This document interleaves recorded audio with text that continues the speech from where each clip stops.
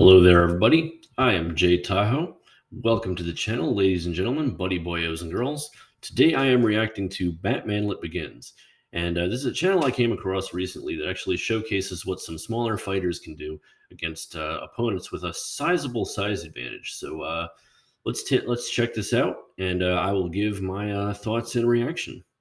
Okay, so the video we have here from Batmanlet Begins is called Short MMA Fighter vs. Two Tall Guys.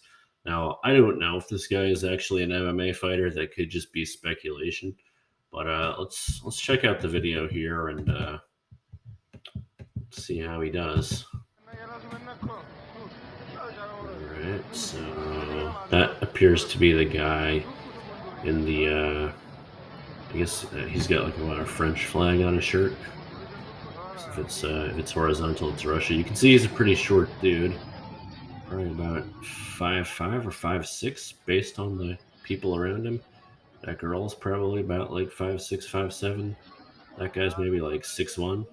The little Chad bro in the black shirt there. And you got the guy in the white shirt. He's a little taller. He's maybe like 5'9". You can definitely tell that the short dude has some weight on him, though.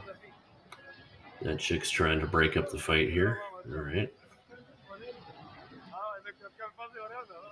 Where's this going?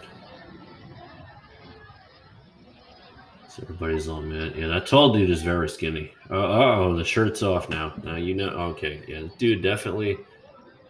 He's got. Oh, that double slap was epic. Let's watch that again. Hold up. Oh my God, he just slapped them both. All right, he's ready to go here. Let's see. All right. The guy in the white shirt is trying to kick it. Oh, that's a bad move, dude. All right, let me just pause that right there. Oh, okay. Hold up. Let's break that one down real quick. All right.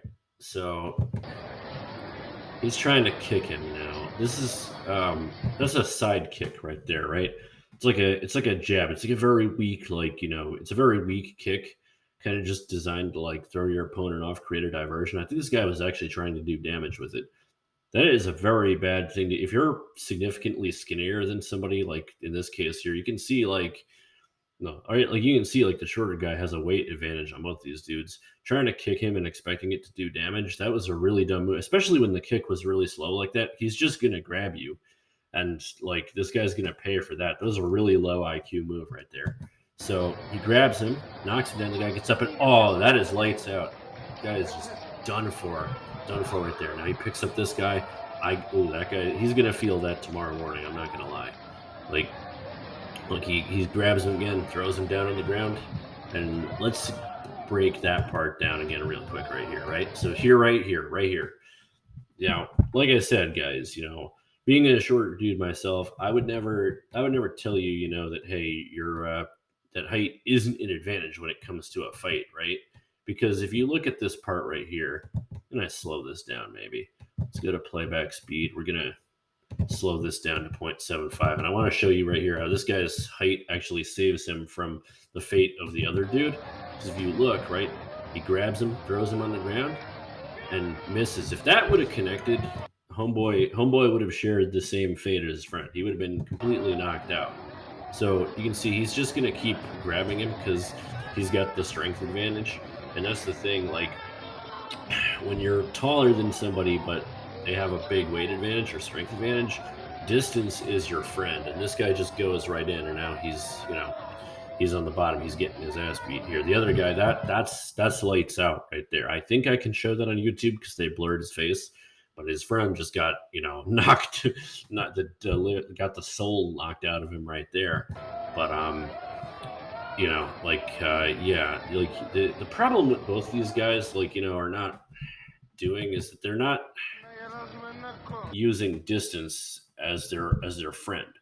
When you have a shorter guy but with a weight advantage, he's got a better center of gravity. It's going to be harder for you to knock him off balance. Especially those guys being as thin as they are, and tall, he's going to be able to knock them off balance more easily. In fact, he had such a strength advantage, he was able to pick the guy up and slam him on the ground a few times.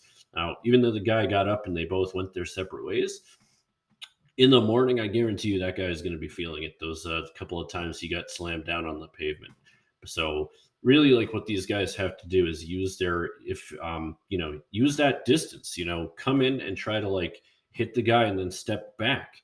If the guy is stronger than you, you're just walking into getting your ass kicked. And we're gonna look at something Mike Tyson did.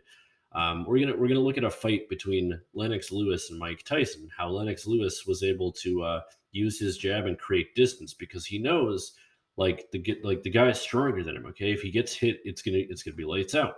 So you gotta be smart when you're in a situation like that. Especially if you're like a tall, skinny dude, and if you're like a short, stocky dude, know what options you have too, right?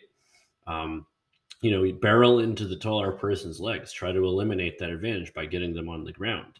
Use your weight to your advantage. Again, there's a lot of ways to win a fight, right? There's a reason it's called weight class, not height class. So let's look at a couple of other fights here, actually, where we can glean some insight. Right, so before I show you all Lennox Lewis and how he was able to use distance effectively, I'm going to show you some opponents who actually messed up against Mike Tyson. Right, Mike Tyson was heavyweight champion in the late '80s, and he was just destroying everybody. And you can talk about how, oh yeah, he beat a bunch of bums, but the bottom line is these bums, right? Like Sammy Scaff here was about 6'5", did have some significant size on him. But let's see where they made the mistake, right? Well, I mean, just look at that. Look at that difference in height there. I think Sammy Scaff was either 6'4" or 6'5". Mike Tyson only being 5'10", 220, and Sammy Scaff, I believe, was 250 or 260. Like, just look at this. But let's watch. Let's see. Because Mike Tyson is just stronger than him. A lot faster too. But let's see. This is 10-round heavyweight. Let's see what happens. So he's trying to jab. Mike Tyson's just coming inside. Okay. So you can see Mike Tyson's chasing him around. Like it should be the other way around, right? But Mike Tyson's just chasing him around. And he's really aggressive, like crowding him on the inside right there. See it? He's getting inside the wingspan. Let's watch. Yep, here he is, coming in on the inside with the uppercut. Look at the legs. Look at where the power comes from when he bends and gets his body into those just trying to. Oh, gotta watch this one real close. Trying to paw at him. Nope. He keeps letting him inside. A big left hook got in there. Ref breaks it up here. That's right. That's right. It looks bad. Scaff is on the run. Nope. Done. He's got him. He's got him right in the corner there. He's inside. Nope. Tyson does not throw wild punches, Sam. No, he clocked him. Oh, you can see the blood on the canvas there too. That was a clean hit. That just dropped him. That just dropped him. So Sammy Scaff was not able to keep him away, and he succumbed to Tyson's superior strength. Oh God, look at his face. That probably broke his nose, including the fall of the canvas. Mike Tyson's just like, yeah, whatever, I just won. All right, let's look at another one. Right. So now we've got Mike Tyson versus Terrell Biggs. Again, Terrell Biggs, about 6'4", Olympic champion. Thought he was going to take on Mike Tyson to be heavyweight champ. I heard something interesting in Biggs' corner. Let's see how he does here. No, still, again, not utilizing distance. And if you look at the difference between their arms, right? Look at Mike Tyson's arms versus Terrell Biggs' arms. Like, how are you going to go punch for punch with that guy? Come on now. You can really see the height difference right there. Again, like I said earlier, Barry, he's just wearing down. You can appreciate, especially from ringside, those body attacks by Mike Tyson. The leg difference too. I mean, he gets his whole body. Mike Tyson's just got stronger legs. Again, bullying this man around the ring. I am surprised that I've not seen that many uppercuts. Oh. Okay, Terrell tries to uppercut. That was his game plan. I mean, that was something he said he had to do. All right, ref breaking up the clinch.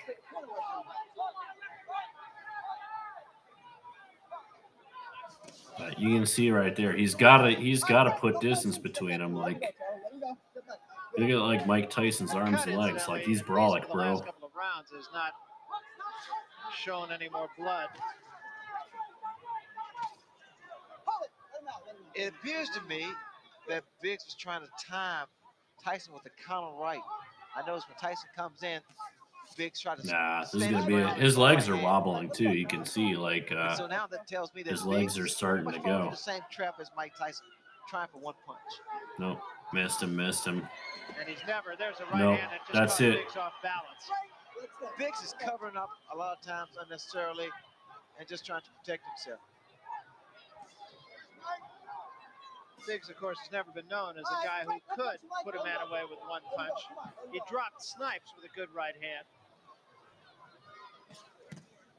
But he didn't put him Oh, I'll away. give him credit for staying up after all that. Because a lot of people have thought Mike Tyson said his punches were akin to like being hit by a bus. So now there's the peekaboo. You can see that. Ooh. Oh, that rung his bell. Nope. That's done. That's it. Look at his head. Like Sammy Skeff. Look at that. Look at his head. He's done. He's done. But again, he let him in. He let him in and he got out-muscled. All right, let's look at Lennox Lewis now. Oh, this is it. He is gone right now. He has no legs at Wow, all. he actually got back up after that. But And 10 seconds to go in a round. Oh! And he's down again. It's over. It's all over. And it wasn't even close. yeah, it was not even close. Anyway, that's Terrell Biggs. Let's take a look at Lennox Lewis now. All right, let's take a look at how Lennox Lewis handles Mike Tyson a little differently. Now, mind you, this was post-jail on a lot of drugs, Mike Tyson, so no, he was a shell of the man he formerly was. You can tell he's not as brawlic here. But look at Lennox staying away, right? Mike Tyson goes to clinch, but you can see he's staying away from Tyson's punches because he's still got to respect that power. He's putting out his jab and then not going into Mike. He's not letting him touch him. It's the end of the round. Let's skip ahead. Right, here we go. Here's a new round. Let's see. Lennox is using. All right, pushing him, but he pushes him back. Nope, he missed. Tyson missed. Lennox comes in, lands the right uppercut. He's got Tyson just perpetually trying to clinch. Nope, he's staying back. He jabs, steps back. See, look at that. He's utilizing his reach advantage because that's a big advantage he's got here. Lennox Lewis is 6'5". Mike Tyson is 5'10". This is an example of a person who knows how to use their height to their advantage. And he's very smart. He knows he can't outslug Tyson. His footwork and his speed used to be such that he could easily get Yep, there it is again. Use the jab and step back. Jab and step back. Do not let him inside. He's clinching. Let the ref break it up. The shorter guys just gotta wait. That's it. Just gotta wait. Just keep your head moving and wait. Let's see how this one ends. Talk in the corner. You can do it. One out of fuck. One even. 58, 55. Lennox Lewis. Eddie Cotton just warned Lennox Lewis for using. And the crazy part about this fight, just a testament to how good Mike once was. Even though Lennox Lewis wins this fight, Lennox's face looks all messed up at the end of this, just because like Mike Tyson was such a hard puncher. Look at he's just utilizing that distance right there, that jab, not letting him in.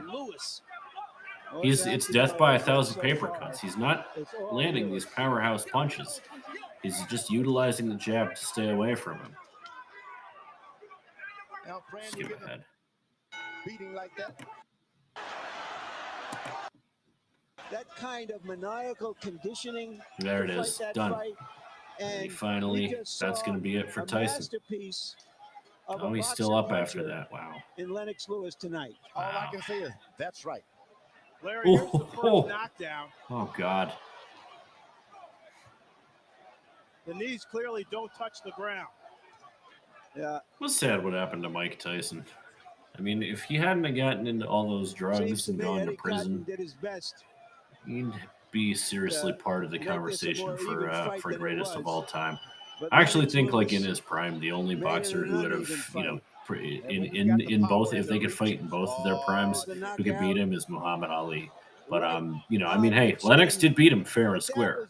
I mean, that's Mike Tyson's fault for you know, letting himself go like that.